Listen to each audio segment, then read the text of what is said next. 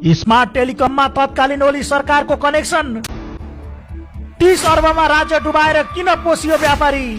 ओलीकै पालामा लाभ पुग्ने 4 निर्णय। बालनले तान्लान् त अनुसन्धानमा। भ्रष्टाचार म गर्दिन, म गर्न दिन्न, अरूलाई पनि गर्न दिन्न। कुनै बेला व्यसनमा बसेको पण्डितले भन्दा बढी उपदेश बाँड्ने एमाले अध्यक्ष केपी शर्मा ओलीका यी दिव्यवाणी अक्षर नागरिकले बडो दृढताका साथ चाख मानेर सुन्थे। तर यिनै शब्द आज भोलि फगत सस्तो लोकप्रियताका लागि गरिएका भाषणका रूपमा बुझ्ने गरिन्छ।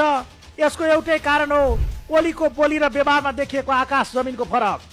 ओलीले भ्रष्टाचार गरेनन् त्यसको अनुसन्धान गर्ने काम सरकार वा तालुकदार निकायको हो। तर ओली भ्रष्टाचारी र राज्य मारा ठगहरूको संरक्षण गर्छन् भन्ने उदाहरण चाहिँ खोज्दै जाने हो भने जति चाहियो त्यति पाइयो भने जसरी भेटिन्छ। जुन कुरा स्मार्ट टेलिकममा यिनको चित्त परेको देख्दा पनि पुष्टि हुन्छ।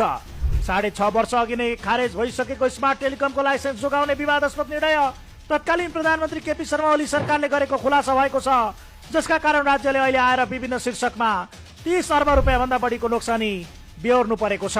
स्मार्ट टेलिकम त्यही हो जसले कम्पनी टाट पल्टिएको बहानामा मुलुकलाई 30 अर्बको भारी नोक्सानी पुर्याएको छ। स्मार्टले यो तहको सिङजुरो हालेर राज्य डुबाउनेको कारक केपी ओली हुन् भन्दा फरक नपर्ने देखिन्छ। ओली दाइना हुँदा खुङ्कार बिचौलियाहरू आफ्नो मिसनमा सक्सेस भएका थिए।